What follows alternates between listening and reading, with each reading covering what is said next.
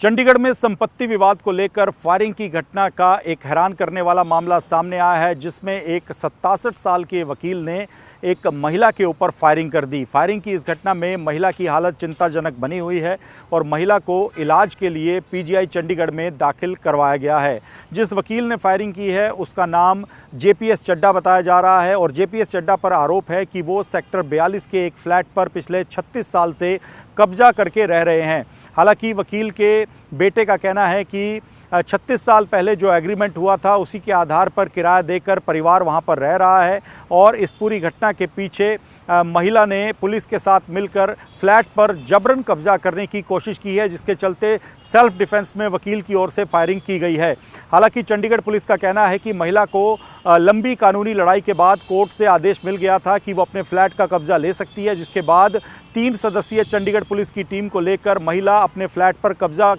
लेने के लिए पहुंची थी। लेकिन इस दौरान कहा जा रहा है कि जो वकील हैं, जो कि 36 साल से उसी पुराने किराए के हिसाब से ही किराया दे रहे थे और इसी फ्लैट पर कब्जा करके रह रहे थे, वो काफ़ी नाराज़ हो गए। उनकी पहले महिला के साथ बहस हुई, उसके बाद जो चंडीगढ़ पुलिस की टीम और अन्य लोग फ्लैट का कब्जा महिला को दिलवाने के लिए पहुंचे थे, उनके साथ भी बहसबाजी हुई, जिसके बाद वकील जेपीएस चड्ढा काफ़ी ज़्यादा नाराज़ हो गए और गुस्से में आकर उन्होंने अपनी फ्लैट की बालकनी में जाकर अपनी 2 नाली लाइसेंसी बंदूक से फायरिंग कर दी। फायरिंग की इस घटना में मनजिंदर कौर, जो कि इस फ्लैट की मालकिन है, उनको गोली जा लगी, उनके मुंह पर गोली लगी है, जिसके बाद उनकी हालत चिंताजनक बनी हुई है। मौके पर घटना की जानकारी मिलने के बाद भारी पुलिस बल और फोरेंसिक टीमों को बुलाया गया, जिसके बाद चंडीगढ़ पुलिस ने सबसे पहले घायल महिला मनजिंदर कौर को अस्पताल पहुँचाया है, जहाँ पर उनका इलाज चल रहा है। इस घटना के तुरंत बाद ही जो आरोपी वकील हैं जिन्होंने फायरिंग की है, जेपीएस चड्ढा, उनको गिरफ्तार कर लिया गया है। हालांकि इस पूरे मामले को लेकर वकील के परिवार और उनके बेटे का कहना है कि ये घटना सेल्फ डिफेंस में की गई है। महिला के साथ जो पुलिसकर्मी आए थे वो कानूनी आदेश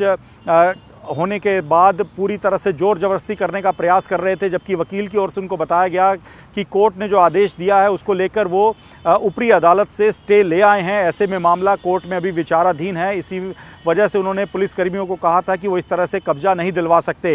इस पूरे मामले को लेकर दोनों पक्षों की ओर से अलग अलग बयान आए हैं। चंडीगढ़ पुलिस का कहना है कि पुलिसकर्मियों को भी नहीं पता था कि मामला इतना हिंसक हो जाएगा और वकील जेपीएस चड्ढा इस तरह से महिला पर फायरिंग कर देंगे। इस घटना के बाद पुलिस की कार्यप्रणाली पर भी सवाल उठ रहे हैं, क्योंकि कब्जा छुड़वाने के लिए जब पुलिस गई थी तो सिर्फ 3 ही पुलिसकर्मी वहां पर गए थे और वहां पर